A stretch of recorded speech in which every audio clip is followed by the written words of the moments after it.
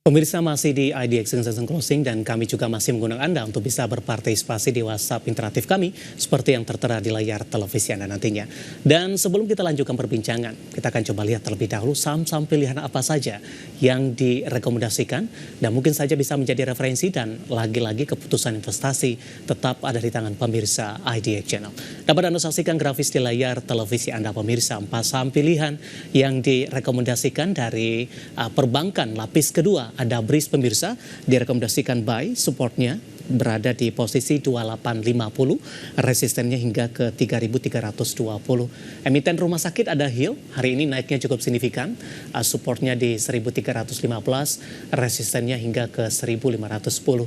MDKA dari barang baku, juga direkomendasikan buy 1630 hingga ke 2030. BBNI tadi pun juga sempat kita ulas dan masuk ke dalam listed commodity update kita hari ini juga direkomendasikan buy. Supportnya di 4400, resistennya hingga ke 5175. Ya, ada BRIS, HEL, MDKA dan juga ada BBNI dan lagi-lagi keputusan investasi tetap ada di tangan pemirsa IDX Channel. Pak James, kita lanjutkan kembali Pak. 4 saham pilihan yang Anda rekomendasikan. Kita ke BRIS terlebih dahulu. Ini Pak James, sebelum kita ulas dari sisi teknikal, dari sisi fundamental bagaimana Anda melihatnya Pak? Dengan posisi beberapa sentimen yang berkembang dan cukup menyita perhatian dalam beberapa waktu terakhir. Oke, kalau kita BRIS memang salah satunya dari segi fundamental memang cukup baik ya, dari kita lihat dibandingkan dengan berbagai bank-bank syariah. Kalau kita market cap-nya BRIS masih atau kita lihat potensial market share-nya di BRIS lebih banyak dibandingkan berbagai bank syariah lain, dan juga untuk secara valuasi juga masih cukup oke. Dan kalau kita lihat memang market Indonesia kan market punya syariah di Indonesia masih salah satu yang terbesar di Indonesia, di Indonesia juga untuk marketnya. Jadi sebenarnya ini masih sangat potensial. Dan kalau kita lihat pergerakannya dalam 1 tahun terakhir nih, investor asing kembali banyak mengakumulasi dari saham BRIS gitu ya, terutama dari tahun 2024 ya. Makanya kita lihat pergerakannya anomali sendiri, di mana himbar yang lainnya turun. Kalau BRIS kalau kita lihat di bawah tarik dari level 1.800 sampai ke level 3.300 pernah intraday-nya seperti itu untuk BRIS-nya. Baik, dari sisi fundamental perkembangan terbaru, BRIS akan menjadi bank emas Pak. Apakah ini juga akan memberikan pengaruh yang signifikan tidak ke depannya untuk BRIS? Tentunya dengan pengaruh itu menjadi salah satu yang signifikan juga sih untuk BRIS gitu ya. Dengan selain dari lini-lini bisnisnya untuk bank emas, juga menjadi salah satu penopang untuk pergerakan ke depannya sih untuk BRIS. Baik, dari BRIS pemirsa kita bergeser ke saham pilihan yang kedua. Ada emiten rumah sakit, ada HIL, juga direkomendasikan buy. Hari ini juga terjadi rotasi perdagangan sepertinya Pak Jen. Sektor kesehatan juga mengalami penguatan hari ini dan termasuk juga HIL. Analisis dan pertimbangan terutama dari sisi teknikal, HIL masuk ke dalam salah satu saham pilihan Anda. Ya, kalau kita lihat HIL itu dari beberapa bulan terakhir memang terjadi aksi akumulasi, terutama dari beberapa direksinya juga ya, kalau kita lihat ya dari keterbukaan informasi ya. Untuk saat ini mungkin kalau kita lihat ini mulai reverse ya, dari level tertingginya di 14 Januari 2025 sempat dibawa ke level 14 Februari 1200 itu ya. Saat ini mungkin menarik untuk intraday daily trading ya, karena sebenarnya untuk HIL ini target terdekat ke 15.10 untuk sebenarnya untuk tutup gap dari gerakan secara teknikalnya ya, untuk di HIL-nya. Jadi sebenarnya untuk riding wave untuk dalam 1-2 hari ke depan masih menarik untuk teknikal. Baik, penutupan hari ini di 1385 menguat di 5,73%. Secara teknikal koreksinya juga sudah cukup dalam untuk HIL, Pak James. Tadi Anda katakan apakah ini salah satu faktor untuk lebih ke daily trading untuk HIL? Iya, lebih ke daily trading untuk HIL sebenarnya. Baik, dari HIL kita bergeser ke saham pilihan yang ketiga pemirsa, ada MDKA, juga direkomendasikan buy. Analisis dan rekomendasi untuk posisi dari saham pilihan selanjutnya ada MDKA, hari ini ditutup flat di 1.800 intraday tertinggi, hari ini sempat di 1875 ini. Analisis dan rekomendasi. Oke, kalau kita lihat memang terjadi pergeseran ya di MDKA dari small large cap index di MSCI masuk ke small cap index ya. Itu yang mungkin sentimen terakhirnya. Memang kalau kita lihat mungkin saat ini untuk MDKA mungkin dari level terendahnya di 1410 itu dari reversal. Dan memang sudah berhasil tutup gap di level 1790 dan potensi untuk saat ini masih akan melanjutkan penguatan. Mungkin hari ini kita lihat penutupan di 1800 ya. Ada pola doji di situ, tapi untuk dalam beberapa hari ke depan untuk target BRIS masih bisa MDKA masih ada potensi buat ke level 2030 untuk kedepannya. Jadi ini masih dimanfaatkan juga untuk riding the wave untuk daily trading ya untuk 1-2 hari ke depan gitu ya. Baik, tadi sempat menguat ke 1875 intraday Pak James, kemudian 30 menit jelang penutupan berbalik arah ke zona merah, kemudian ditutup flat, pelemahannya lebih ke arah terbatas. Bagaimana Anda melihat sikap investor terhadap MDKA hari ini dengan fluktuasi harga yang terjadi? Profit taking murni terjadi untuk MDKA?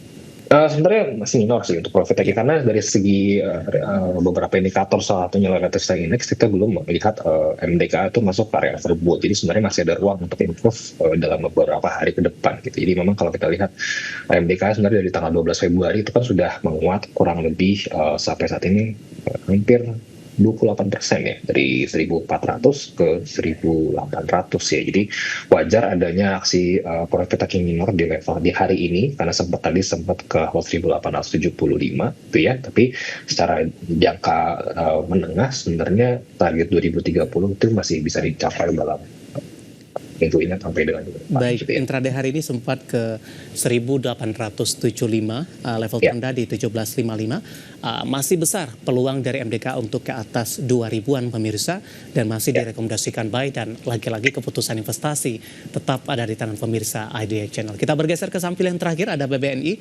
Tadi pun sebenarnya sempat kita ulas pemirsa dan kebetulan juga listed companies update kami untuk hari ini di mana BBNI masih direkomendasikan buy. Seberapa besar peluang untuk BBNI sehingga masih direkomendasikan buy, Pak James?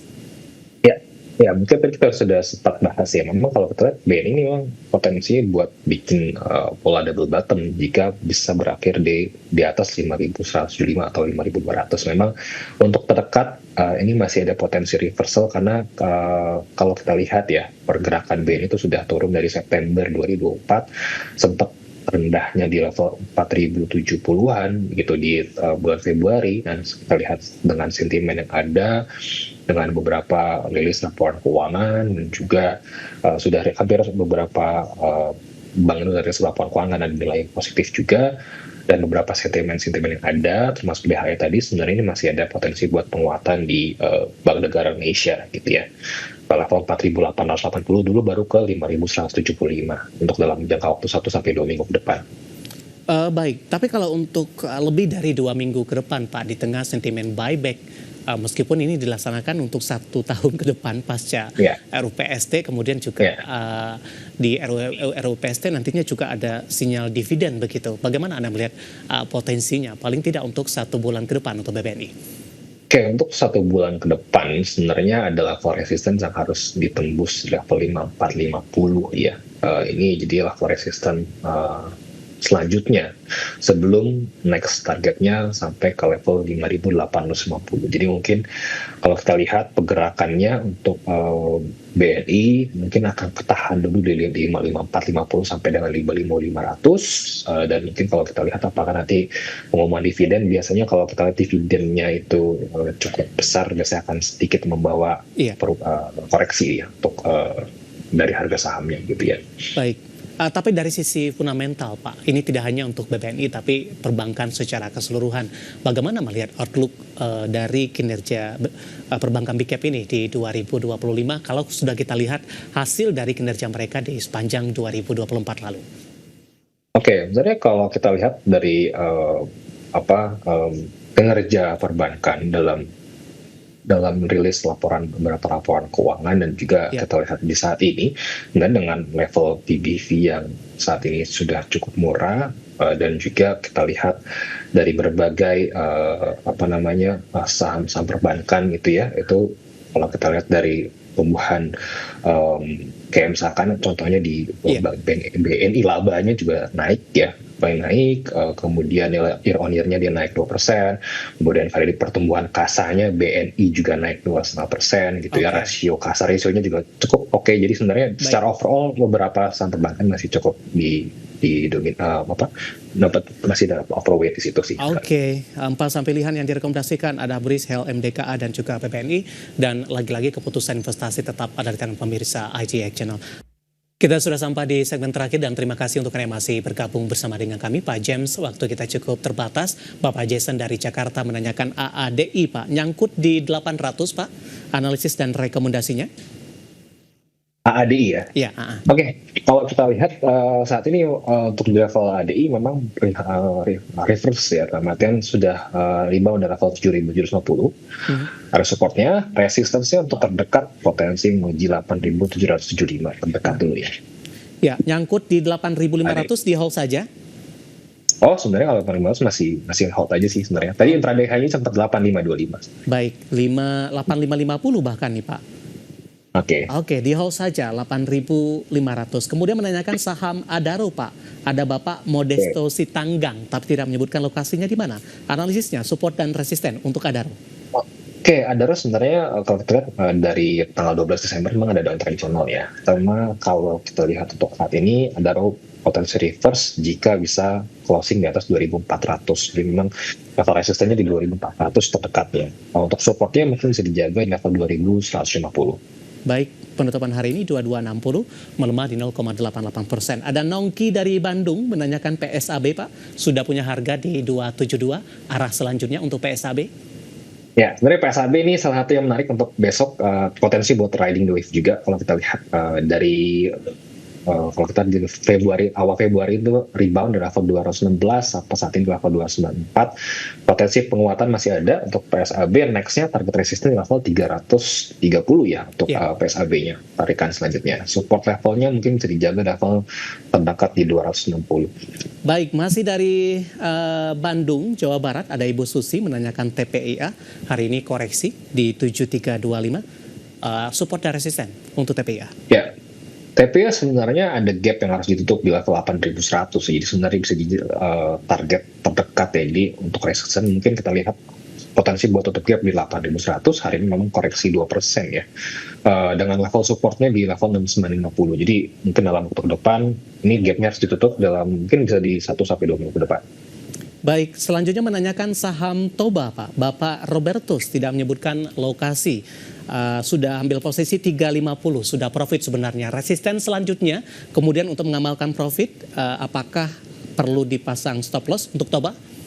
Oke, untuk Toba ini menarik, dari 3 hari terakhir ada volume pembelian yang cukup signifikan. Nah, makanya kita lihat gerakannya 3 hari terakhir ini positif. Nextnya mungkin kalau mau coba untuk taking profit sebagian bisa di level 498 ya.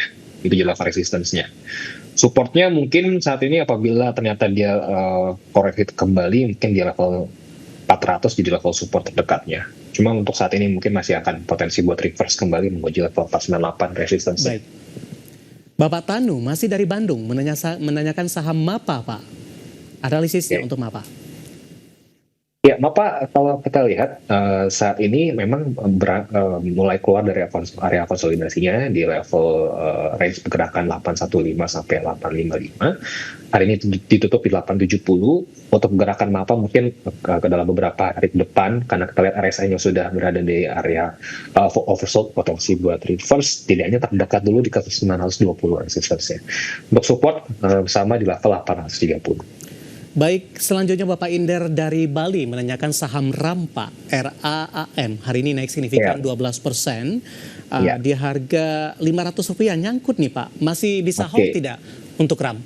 Oke, untuk ke 500 mungkin butuh waktu dalam beberapa minggu ke depan. Karena kita lihat dari sempat bulan Februari tanggal 10 itu sempat lolosnya di level 224. Jadi hampir turun setengahnya gitu. Kalau kita lihat untuk saat ini memang udah merilis reversal.